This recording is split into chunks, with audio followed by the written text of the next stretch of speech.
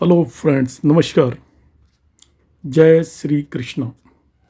आज हम professional astrology में थोड़ा और आगे बढ़ेंगे और सर्टेन प्रोफेशन से रिलेटेड कॉम्बिनेशंस की बात करेंगे। इन प्रीवियस क्लास जो मैंने बात की थी वो कॉम्बिनेशंस बताए थे कि कोई भी नेटिव डॉक्टर कैसे बनेगा। अब डॉक्टर कैसे बनेगा उस कॉम्बिनेशन को आप यूज़ कर सकते हो कि कोई यदि नीट के एग्ज़ाम में बैठ रहा है तो वो क्वालिफाई कर पाएगा या नहीं कर पाएगा, क्योंकि डॉक्टर बनने के लिए नीट का एग्ज़ाम क्वालिफाई करना है। दूसरा, लॉयर कैसे बनेगा ये भी मैंने बताया था, तो क्लैट का एग्ज़ाम क्वालिफाई कर पाएगा या नहीं कर पाएगा उसका भी कॉम्बिनेशन हम वही देखेंगे। आज मैं कुछ और एक प्रोफेशंस के बारे में बात करूँगा, लाइक इंजीनियर, लॉयर। लॉयर हम पिछले क्लास में बात कर चुके हैं, सीए या IAS officer, IFS officer etcetera.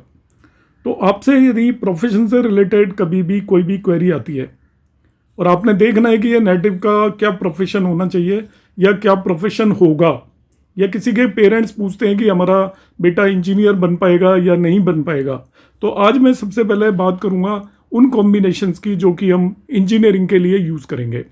तो इंजीनियरिंग के लिए जो मेन कॉम्बिनेशंस हैं उनमें सबसे पहला कॉम्बिनेशन आता है कि हम किसी भी कॉम्बिनेशन में हाउसेस को देखते हैं और उनके प्लैनेट्स को देखते हैं कि कौन कौन से हाउसेस इन्वॉल्व हैं, कौन कौन से प्लैनेट्स इन्वॉल्व हैं। तो लास्ट क्लास में हमने दोनों कॉम्बिनेशंस पढ़े थे। अब मैं बात करूंगा यहाँ पर इंजीनियरिंग कॉम्बिनेशंस की। तो इंजीनियरिंग में फर्स्ट वन कॉम्बिनेशन आता है the malefic sun Saturn Mars Rahu Ketu need to have a PSC relationship with fourth house और लॉर्ड और फिफ्थ हाउस और लॉर्ड। मतलब अशुभ ग्रह सूर्य, शनि, मंगल, राहु, केतु का पीएसी प्लेसमेंट, एस्पेक्ट या कंजंक्शन का रिलेशन बन रहा हो चौथा भाव या उसके स्वामी से या पांचवें भाव और उसके स्वामी से। इन जनरल मेलिफिक प्लैनेट्स का पांचवें भाव और चौथे भाव से किसी तरीके का रिलेशन बनना चाहिए इंजीनियरिंग एजुकेशन के लिए।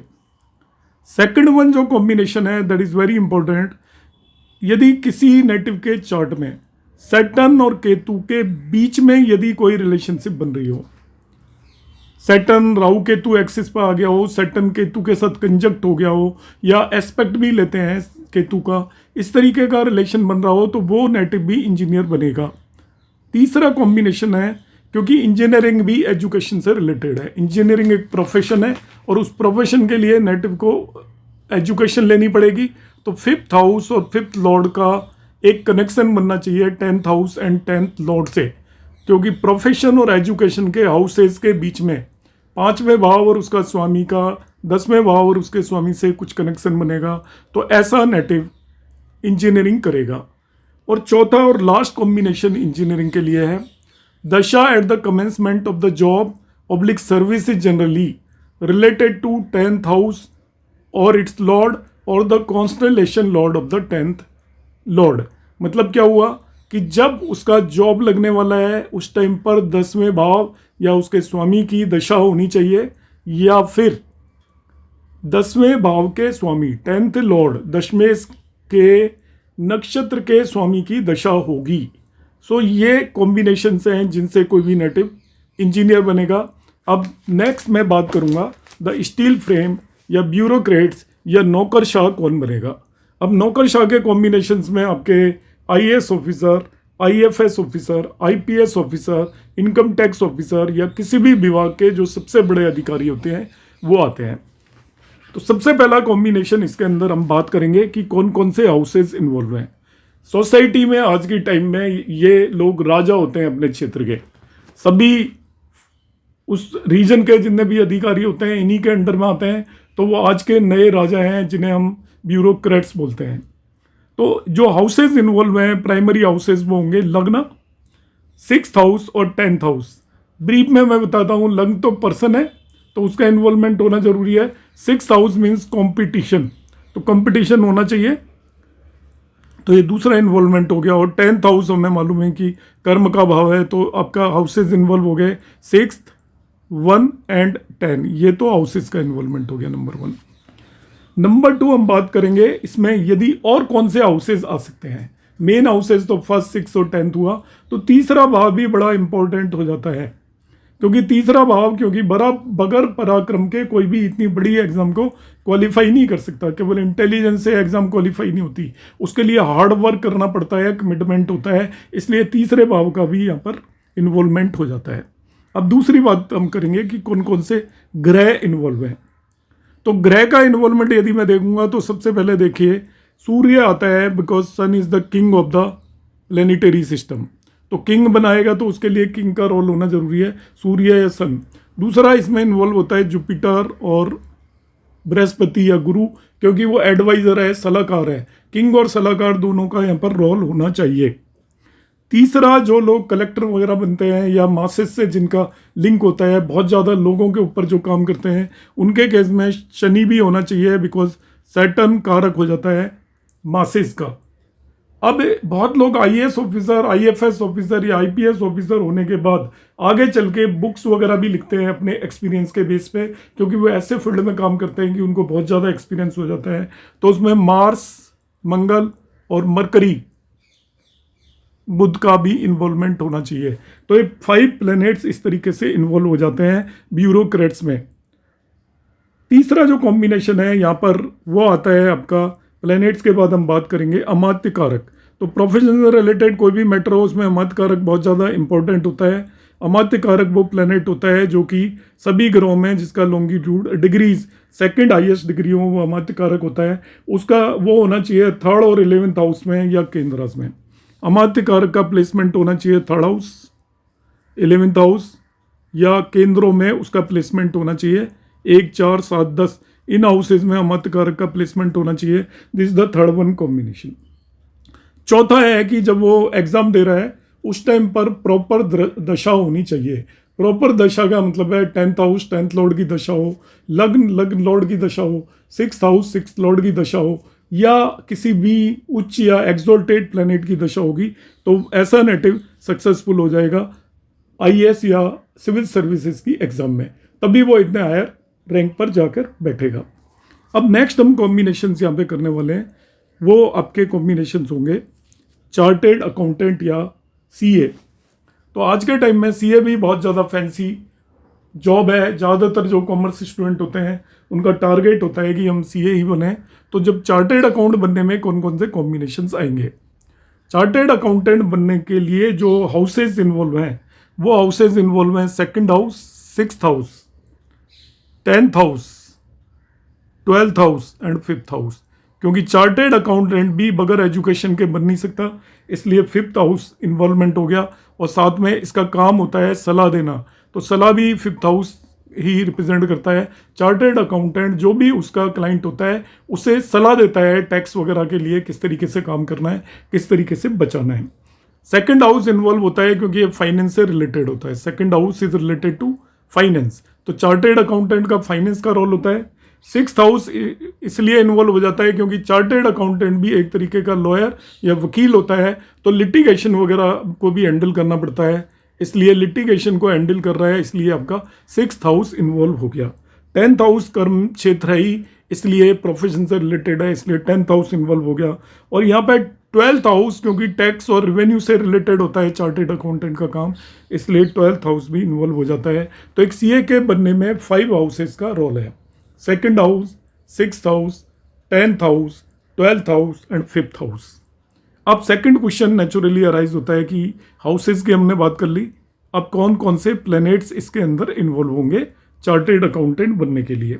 तो चार्टेड अकाउंटेंट एक अकाउंटेंट ही है, अकाउंट से रिलेटेड है। तो सबसे पहला जो प्लैनेट इन्वॉल्व होता है जिसे हम बोलते हैं मरकरी या बुध, क्योंकि ये अकाउंट से रिलेटेड है, अकाउंट से रिलेटेड होने की वजह से मरकरी और बुध का इन्वॉल्वमेंट होगा। दूसरा जो प्लैनेट होगा वो आपका जुपिटर या बृहस्पति होगा, क्योंकि बृहस्पति फाइनेंस का और एडवाइस का कारक है। तो चार्टेड अकाउंटेंट का काम फाइनेंस और एडवाइस होता है। तो 2 ये मेन प्लैनेट इन्वॉल्व हैं। एक्स्ट्रा जिन प्लैनेट्स को हम यहाँ पर कंसीडर कर सकते हैं वो होंगे Mars and Saturn. Extra 2 planets होंगे, वो होंगे मार्स एंड सैटर्न। अब आप कहेंगे कि मार्स और सैटर्न का क्या रोल आ गया चार्टेड अकाउंटेंट के उसमें? चार्टेड अकाउंटेंट के उसमें मार्स और सैटर्न का इसलिए रोल होता है कि वो उसमें दोनों तरह की खूबियाँ होनी चाहिए। एक लॉजिक भी लगाने वाला होना चाहिए चार्टर्ड अकाउंटेंट, और कुछ भी चीज़ों को मॉडिफाई करने वाला भी होना चाहिए, क्योंकि चार्टर्ड अकाउंटेंट का काम केवल सीधा सीधा ही नहीं होता, उसमें क्लाइंट ने कुछ गलती कर दी हो तो उसको ठीक करने का काम भी उसका होता है। तो ये प्लैनेट्स का इन्वॉल्वमेंट है। तो मेन प्लैनेट है मरकरी और जुपिटर, और एडिशनल प्लैनेट होते हैं आपके मार्स एंड सैटर्न। अब नेक्स्ट हम बात करेंगे इसमें अमात्य कारक का, यहाँ पे भी बहुत इंपॉर्टेंट रोल हो जाता है। चार्टेड अकाउंटेंट के केस में भी अमात्य कारक का बहुत इंपॉर्टेंट रोल हो जाता है। तो अमात्य कारक का इंपॉर्टेंट रोल इस तरीके से होता है कि अमात्य कारक कौन सा है इस बात पे भी डिपेंड करेगा। अमात्य कारक के बेस पे ये पता चलेगा कि वो पर्टिकुलर पर्सन किस तरीके का चार्टेड अकाउंटेंट का काम करेगा, क्योंकि चार्टेड अकाउंटेंट के भी बहुत सारे काम होते हैं। कई लोग केवल इनकम टैक्स का काम करते हैं, कई लोग लीगल काम करते हैं, कई लोग और कंपनियों के चार्टेड अकाउंटेंट होते हैं तो उनके फाइनेंसेस को हैंडल करते हैं और उनके फाइनेंशियल रिजल्ट को प्रिपेयर करते हैं, उनकी ऑडिटिंग करते हैं। तो there are multiple type of task of a chartered accountant. तो इनमें सबसे पहले जो ऑडिट से रिलेटेड चार्टेड अकाउंटेंट होते हैं उनका अमात्य कारक मरकरी होना चाहिए। जिन लोगों का अमात्य कारक मरकरी होता है वो ऑडिट से रिलेटेड काम करते हैं। इसी तरीके से दूसरा होता है गवर्नमेंट से रिलेटेड काम वो करते हैं जिनका अमात्य कारक सन होता है, वो गवर्नमेंट ऑडिट से रिलेटेड काम करते हैं, बिकॉज सन इज ऑल्सो कारका और गवर्नमेंट। तो जिनका अमात्य कारक सन होता है वो गवर्नमेंट से रिलेटेड काम करते हैं। जिस नेटिव का अमात्य कारक मार्स होता है वो लीगल मैटर्स को डील करते हैं। जिन नेटिव्स का अमात्य कारक मार्स मंगल हो वो लीगल मैटर्स को हैंडल करते हैं, और जिन नेटिव्स का अमात्य कारक जुपिटर या सैटर्न हो वो लोग बैंकिंग एंड फाइनेंस को हैंडल करते हैं। तो अमात्य कारक के बेस पर डिपेंड करेगा कि किसी भी पर्टिकुलर पर्सन का कौन सा एरिया ऑफ स्पेशलाइजेशन है।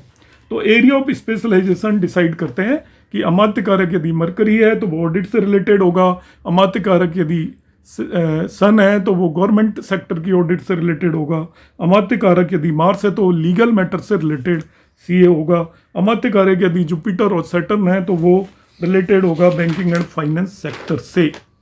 तो इस तरीके से हमने कुछ एक कॉम्बिनेशंस की बात की। एट द टाइम अब दशा कौन सी होगी जब वो नेटिव सीए करके किसी जॉब में जाता है, तो यहाँ पे 6th और 10th हाउस का कनेक्शन होना चाहिए अमात्य कारक के साथ।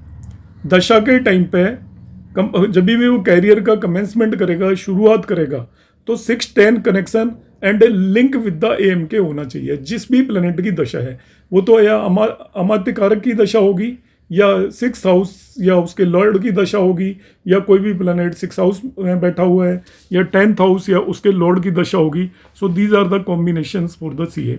अब नेक्स्ट हम बात करने वाले जनरलिस्ट।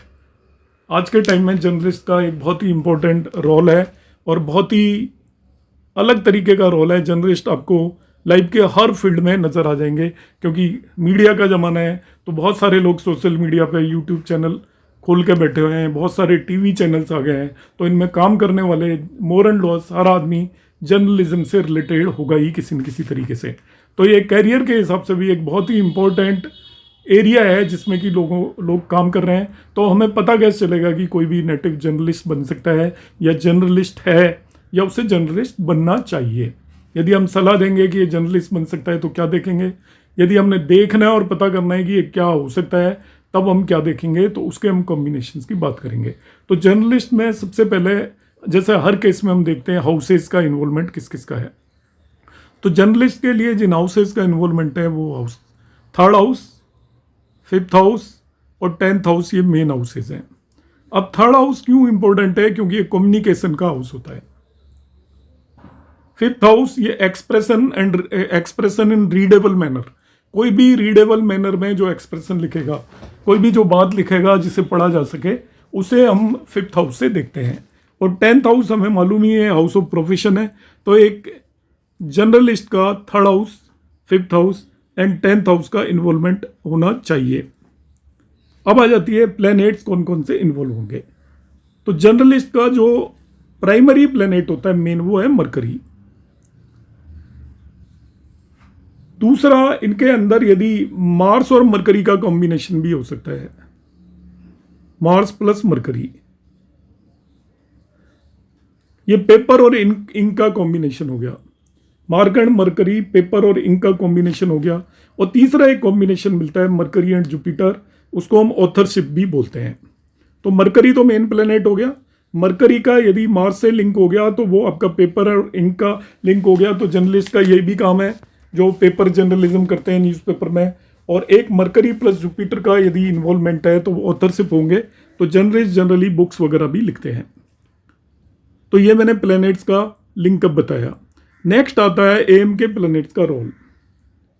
तो अगेन एएम के अमात्य कारक ये फील्ड को इंडिकेट करेगा कि वो नेटिव किस फील्ड में काम करने वाला है, एरिया ऑफ वर्क जो भी वो काम करेगा। क्योंकि जर्नलिस्ट बहुत तरीके के होते हैं, कई फोटो जर्नलिस्ट होते हैं, कई अपनी डॉक्यूमेंट्री बना रहे होते हैं, कोई किसी टीवी चैनल में काम कर रहा है, कोई न्यूज़पेपर में काम कर रहा है, कोई अपना यूट्यूब चैनल खोल के बैठा है। Like this there are many kind of journalist.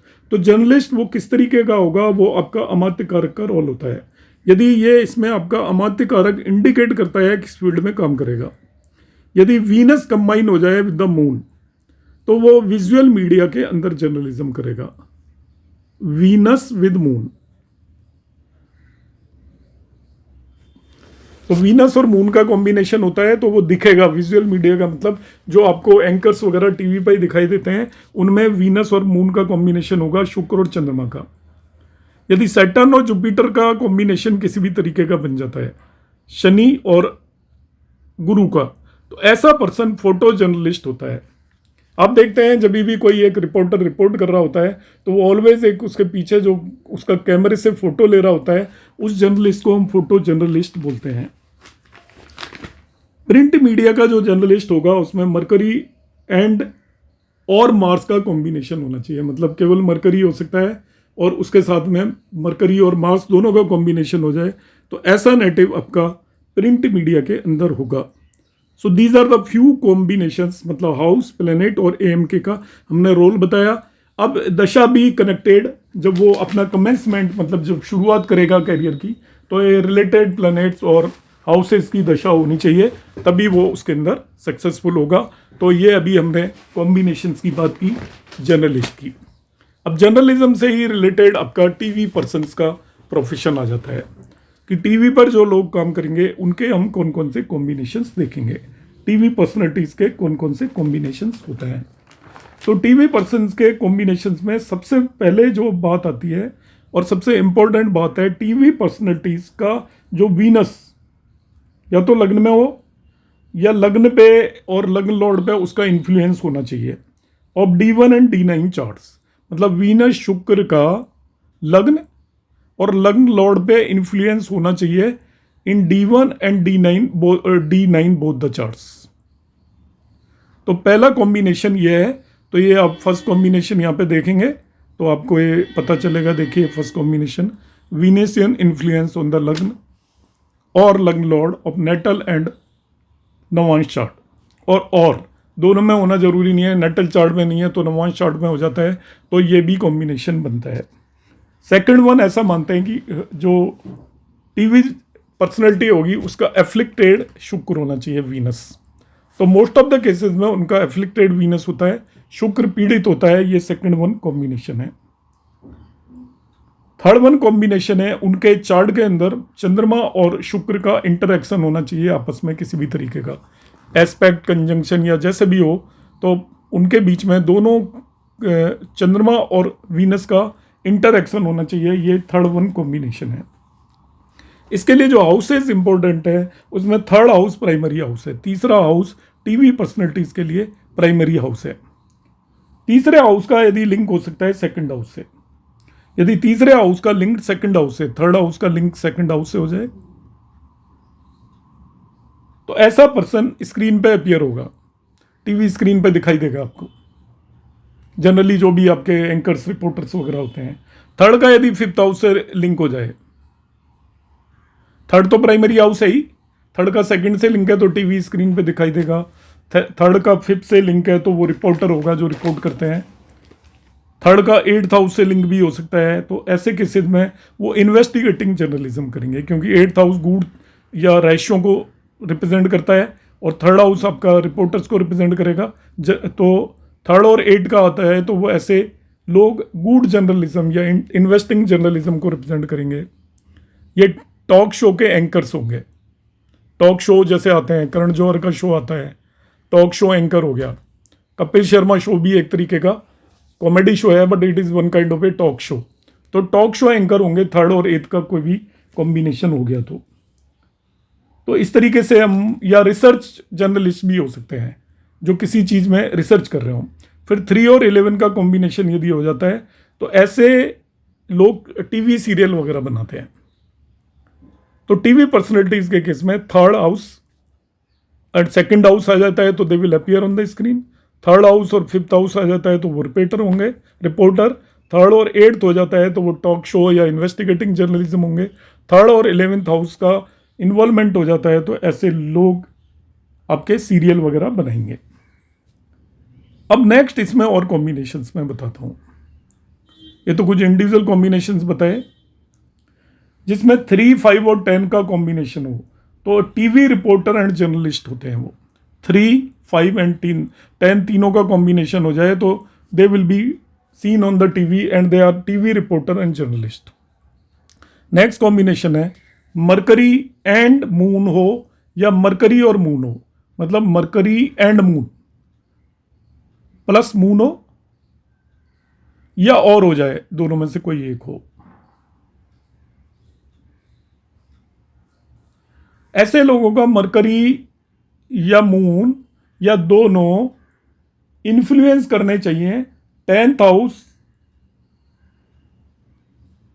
या और सेकंड हाउस या दोनों को। तो टीवी पर्सनैलिटीज के केस में बहुत ही इंपॉर्टेंट कॉम्बिनेशन है। मरकरी 10th हाउस को या सेकंड हाउस को या 10th और सेकंड दोनों को इन्फ्लुएंस कर रहा हो। मून 10th हाउस को या सेकंड हाउस को या 10th और सेकंड दोनों को इन्फ्लुएंस कर रहा हो। मरकरी और मून दोनों मिलके 10th हाउस को इन्फ्लुएंस कर रहे हो या सेकंड हाउस को इन्फ्लुएंस कर रहे हो या 10th या सेकंड दोनों हाउसेस को इन्फ्लुएंस कर रहे हो। ये एक कॉम्बिनेशन होता है टीवी पर्सनैलिटीज का। नेक्स्ट कॉम्बिनेशन की बात करूंगा, 7th हाउस जब भी लिंक हो जाए विद द 5th हाउस तो हमें पता है कि ये लव मैरिज का कॉम्बिनेशन है।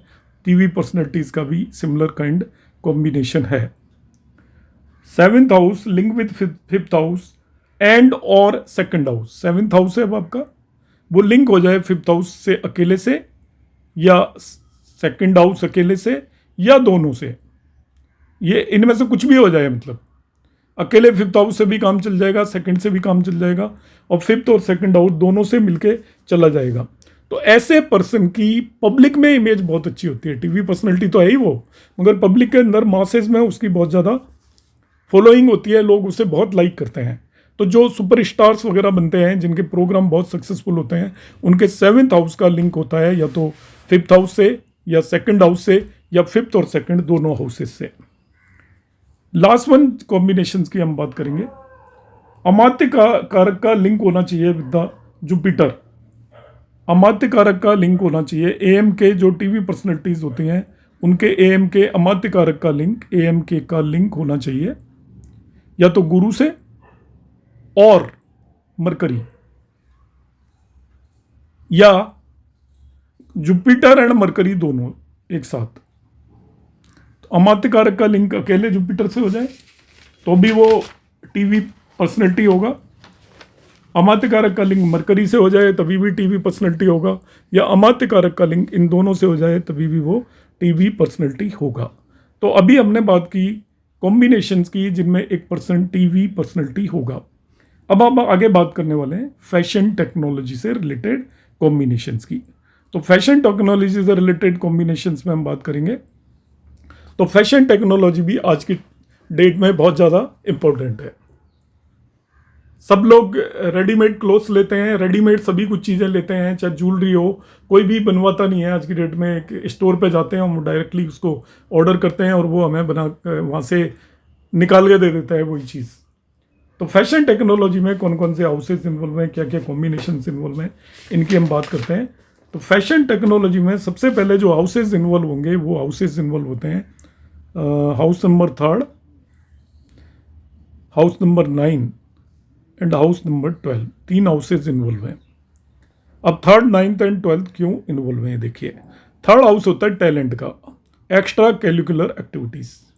तो फैशन टेक्नोलॉजी एक अलग तरीके का टैलेंट है, नॉर्मल एजुकेशन नहीं है, नॉर्मल टैलेंट नहीं है। तो एक्स्ट्रा जो जिसका इंटरेस्ट होगा अदर देन जो आपकी कन्वेंशनल स्टडीज़ हैं, तो थर्ड हाउस आपका टैलेंट को रिप्रेजेंट करता है। नाइन्थ हाउस एक्चुअली रिप्रेजेंट करता है एड ऑन एजुकेशन। हम एक पढ़ाई कर रहे हैं, हम इंजीनियर हैं, मगर साथ में हमने एस्ट्रोलॉजी कर ली, तो एड ऑन हो गया। तो मैं इंजीनियर हूँ, मैं डॉक्टर भी हूँ और मैंने एस्ट्रोलॉजी कर दी, तो मेरा थर्ड हाउस का इन्वॉल्वमेंट होना ही चाहिए, नाइन्थ हाउस का इन्वॉल्वमेंट होना ही चाहिए। एड ऑन एजुकेशन के लिए नाइन्थ हाउस का इन्वॉल्वमेंट होता है। और ट्वेल्थ हाउस एक्चुअली होता है कर्म भाव ऑफ थर्ड हाउस।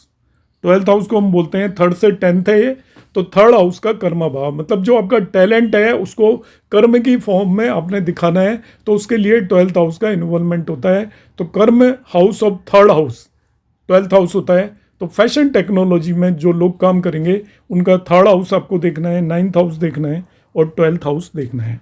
तो ये अभी मैंने बात की हाउसेस की। अब बात करूंगा प्लैनेट्स की, कौन कौन से प्लैनेट्स इन्वॉल्व होते हैं।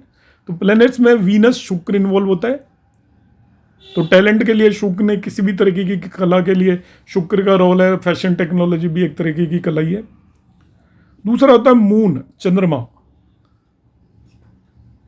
तो चंद्रमा एक्चुअली क्या होता है, वीनस आपके दिमाग के अंदर आइडिया लेके आता है, शुक्र कलाकारी लेके आता है, मगर उसको प्रोड्यूस करने के लिए, प्रेजेंटेबल बनाने के लिए, लोगों को दिखाने लायक काम करने के लिए आपका मन होना चाहिए, और उसका कारक चंद्रमा होता है। तो जो शुक्र आपके दिमाग में जो उसने सीड पैदा किया, जो विचार लेकर आया, उसको प्रस्तुत करने के लिए जो ग्रह काम आता है वो चंद्रमा होता है। और तीसरा जो ग्रह इन्वॉल्व है वो प्लेनेट राहु है। राहु प्रमोट करता है बिजनेस को। तो यहाँ पे बिजनेस प्रमोटर है। तो जो फैशन टेक्नोलॉजी में तीन चीज़ें होती हैं, एक तो माइंड के अंदर कोई कला आइडिया आना चाहिए, उस आइडिया को आप इम्प्लीमेंट करें और फिर उसको बिजनेस में लेकर जाएं। तो इन तीनों के जो प्लैनेट्स हैं वो शुक्र है, पहला आइडिया लाने वाला, उसको एक चीज़ में मूर्त रूप में उतारने वाला आपका मून हो गया, और थर्ड वन उसको बिजनेस में बाजार में बेचने वाला राहु हो गया। तो इन तीन लोगों का काम होता है। और सेकेंडरी जो प्लैनेट्स होते हैं वो यहाँ पे होते हैं मार्स एंड सैटर्न। अब मार्स और सैटर्न क्यों होते हैं? मार्स प्लस सैटर्न ये ईगो क्रिएट करते हैं, और फैशन का काम ईगो का है।